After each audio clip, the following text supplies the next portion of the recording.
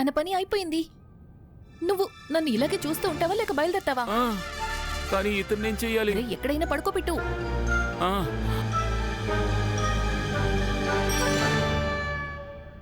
అరే ముందు నువ్వు నీ బట్టల్ని మట్టి చేసుకో. ఎలా?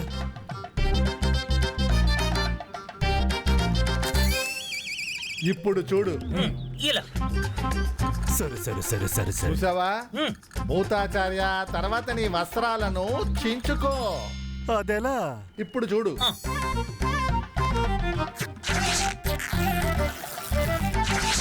ఈ విధంగా వస్త్రాలని చించుకో. ఆ తర్వాత ప్రభువు యొక్క పేరుని స్మరించుకునే ప్రక్రియను మొదలుపెట్టు. ఎలా? ఇప్పుడే చెప్తాము. చూడు మేము ఎలా చేస్తున్నామో. అలాగే. దయ చూపించి తినడానికి మాకేదైనా ఇవ్వండి. చాలా రోజులుగా ఏమీ తినలేదు. దయ చూపించి ఏదైనా ఇవ్వండి. దయ కలిసి ఏదైనా ఇవ్వండి. ఈ గురువర్యులకు ఏమైంది? ఇద్దరిని దర్బార్ నుంచి తొలగించబడ్డారని విన్నాను.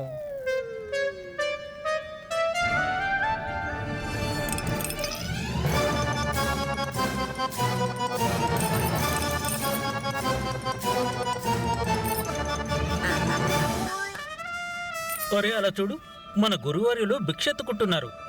పద వెళ్ళి చూద్దాం.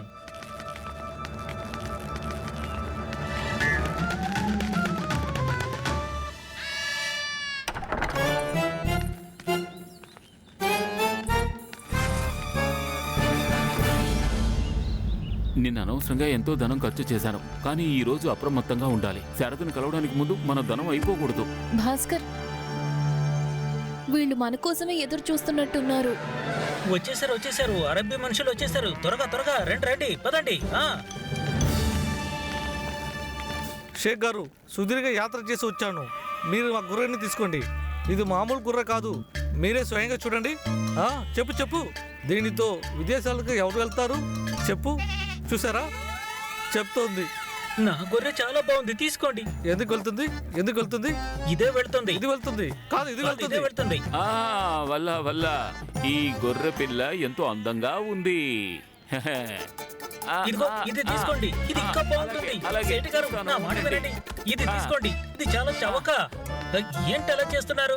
మా మాట వినండి. జనాల్ని చూస్తుంటే షేక్ వచ్చాడని అనిపిస్తోంది. అతనికి కావాల్సింది ఇంకా దొరకలేదని అనిపిస్తోంది. నెమలి పింఛాన్ని అమ్మడానికి అతని కంటే మంచి గ్రాహకుడు నాకు దొరకడు.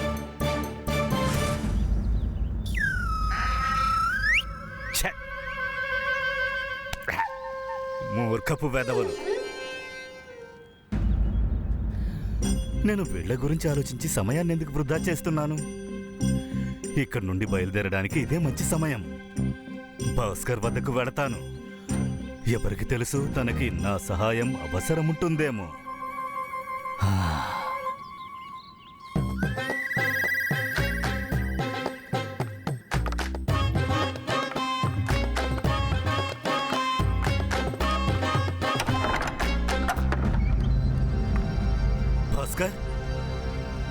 భాస్కర్,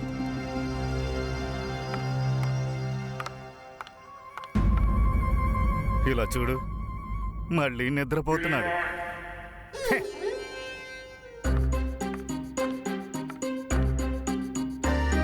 చూసావా, నా మాట వినకపోవడం వల్ల పరిణామం. రాత్రి పగలు మేలుకొని ఉంటే నిద్ర వల్ల మూర్ఛపోవాల్సిందే. మూర్ఖుడా, లే. అరే, అలా ఎలా లేస్తాడులే? నీళ్ళెక్కడున్నాయి?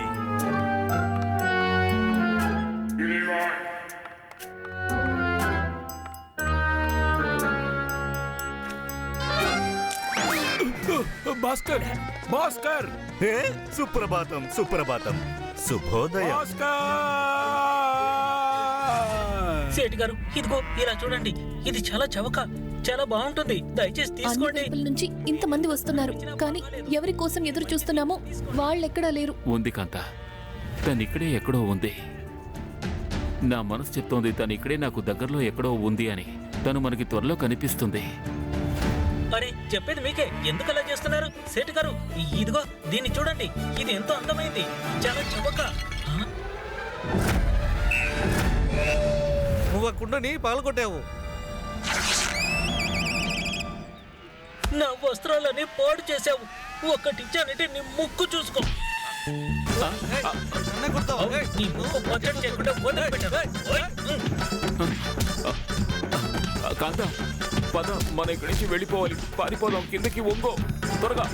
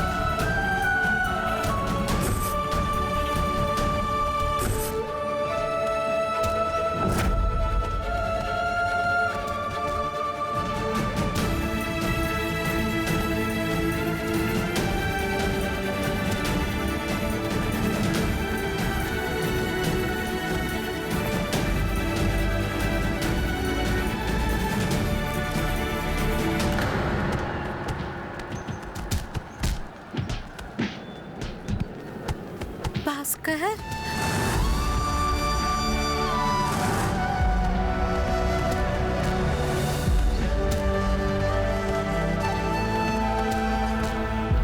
నా పుత్రుడు.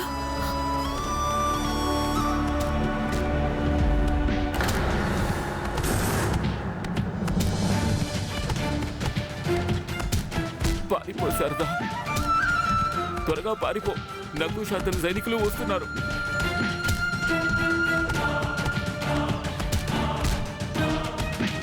శారదా వెళ్ళిపో, త్వరగా వెళ్ళు.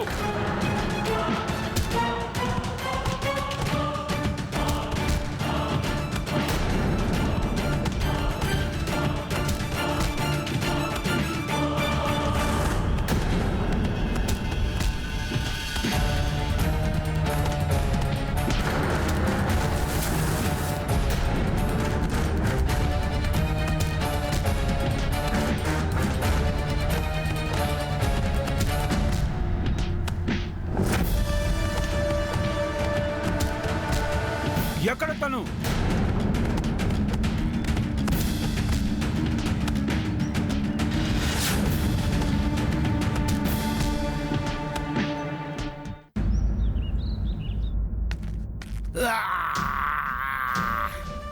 పులి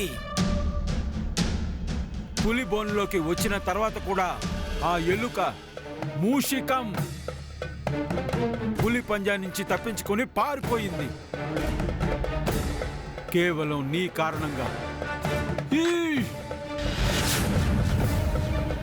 నేను నీకు చెప్పాను కదా, నేను లేకుండా వెళ్ళకూడదని.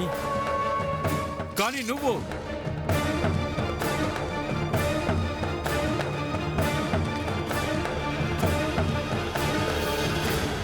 ఇంకా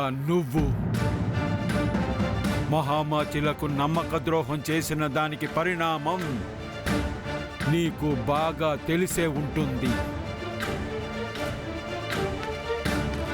నువ్వేమనుకుంటున్నావు?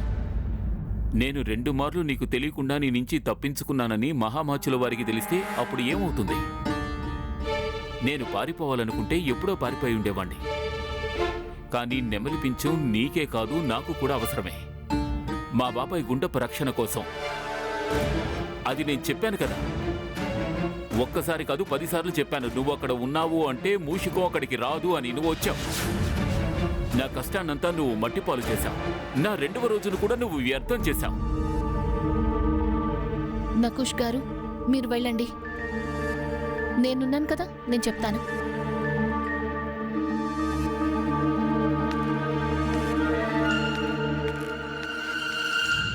భాస్కర్, ఇలా రా, కూర్చో. ఏం చేయాలో అర్థం కావడం లేదు. ఎన్నో ఏళ్ల తర్వాత తిరిగి వస్తే ఈ పాడుబోయిన ఇల్లు, చెదిరిపోయిన కుటుంబం కనిపించింది. ఎలాగోలా బాబాయ్ కనిపించాడు అనుకుంటే అతడు కూడా బందీ అయ్యాడు. ఇక శారద, ఎన్నో సంవత్సరాల తర్వాత ఒకరినొకరం కలుసుకున్నాం. తన నుండి నెమ్మలి పింఛాల్ని తీసుకుని బాబాయిని విడిచించి అన్ని సమస్యలు పరిష్కరించేలోగా ఇక మిగిలింది ఒకే ఒక్క రోజు కాంత. రేపు కూడా నేను శారదను కనిపెట్టలేకపోతే బాబాయ్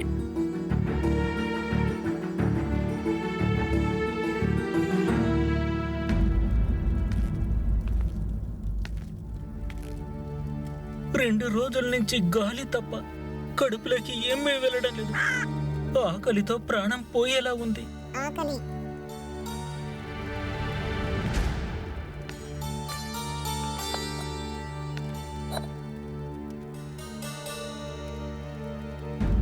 నీళ్లు కూడా అయిపోయాయి.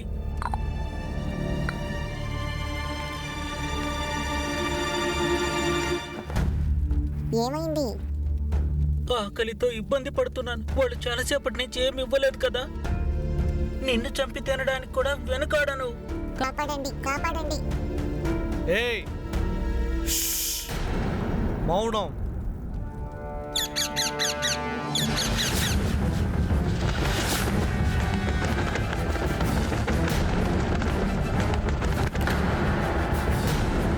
చిలక, చిలక పైకిలే. చిలక లే. భగవంతుడా, భోజనం లేక మృత్యు లభించింది. నా చిలక చనిపోయింది. చనిపోయిందా? పోనీ మంచిదే జరుగుతుంది. ఒకటే గోల పెట్టేది.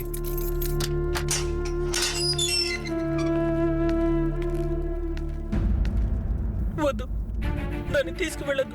నాకు అదొక్కటే తోడు. కానీ ఇది చనిపోయింది. వద్దు.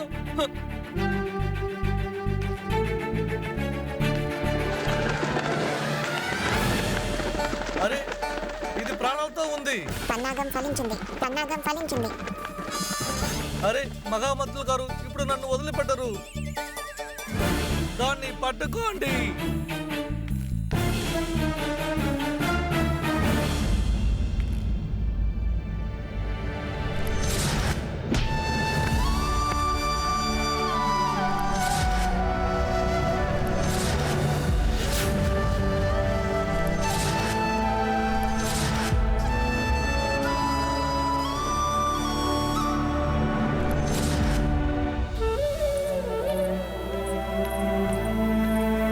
భాస్కర్,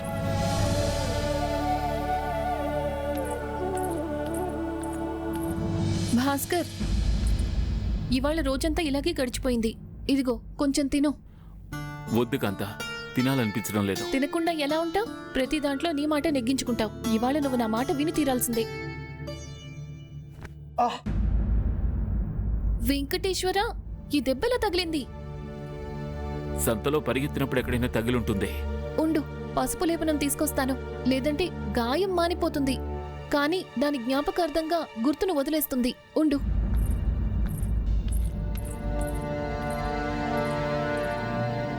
గుర్తు, గుర్తు.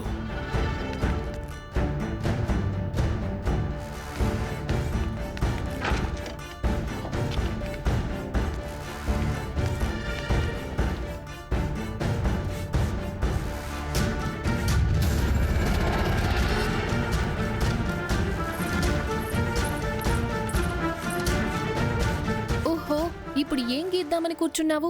రా, లేపనం రాసుకో. కాంత, ఈ చిహ్నాన్ని జాగ్రత్తగా చూడు. నువ్వు ఈ చిహ్నాన్ని గుర్తుపట్టగలవా? దీనికి సమీపంలో ఉన్న స్థలాన్ని విజయనగరంలో కానీ లేక మరెక్కడైనా చూసావా నువ్వు? కాంత, ఈ చిహ్నాన్ని నేను శారద చేతి మీద చూశాను. అవశ్యం దీనికి ఏదో ఒక అర్థం ఉండే ఉంటుంది. లేదు, నేను చూడలేదు. నేను ఇటువంటి స్థలాన్ని ఎక్కడ చూడలేదు, అలాగే చిత్రాన్ని చూడలేదు. మరి ఈ ప్రదేశం గురించి తెలిసిన వాళ్ళు ఎవరైనా ఉండుంటారా? తాత తాత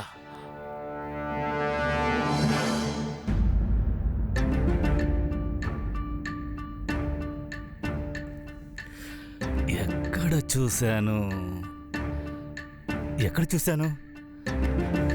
ఎక్కడ చూశాను దీన్ని? హా, గుర్తొచ్చింది. ఎన్నో ఏళ్ల క్రితం చూశాను. ఎన్నో ఏళ్ల క్రితం. అరే తాత, తాత ఎక్కడి నుంచి వచ్చింది మధ్యలోకి? ఎక్కడ చూసావు అది చెప్పు, ఎక్కడ చూసావు? ఇది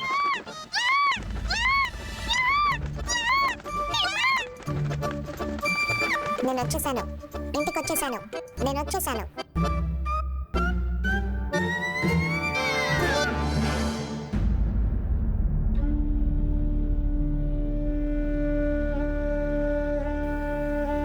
అచ్చం మీ నాన్నలాగే ఉన్నావు. ఆయన ప్రతిరూపమే నువ్వు. ఇన్నేళ్ల తర్వాత నా పుత్రుడు నా కళ్ళ ముందు నిలబడ్డాడు. తనని దగ్గరికి తీసుకోలేకపోయాను. ఇన్నేళ్లు తన కుటుంబానికి దూరంగా ఉండి ఎలా ఉన్నాడో కూడా అడగలేకపోయాను. నేను నా ప్రాణ రక్షణ కోసం పారిపోయి వచ్చాను. నా తల్లి ప్రేమను సిగ్గుపడేలా చేశాను.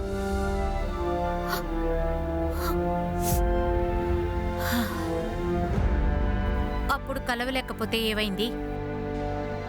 నేను నా భాస్కర్ని ఇప్పుడు కలవడానికి వెళ్తాను.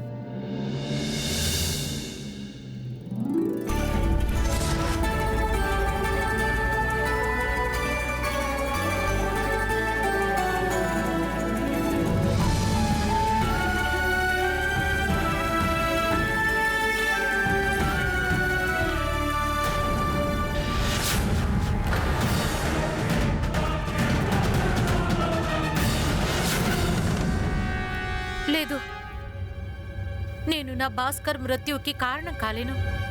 లేదు, నేను తన్ని కలవలేను. నేను కలవను.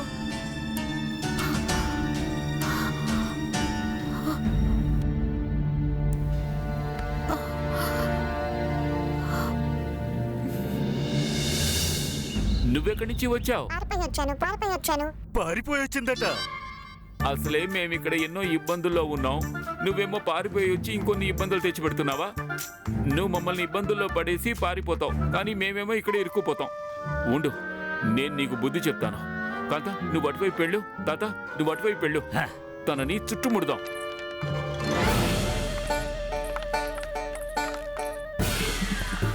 పారిపోవద్దు, ఎగిరిపోవద్దు. పట్టుకోనా?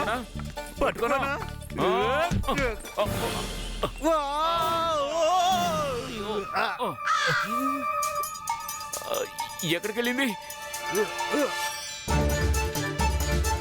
అరే, వెళ్ళిక్కడి నుంచి వెళ్ళిపో. మా ఇంటి నుంచి వెళ్ళిపో. దొరకడం లేదు. ఎంత దుస్సాహసం, ఎంత ధైర్యము!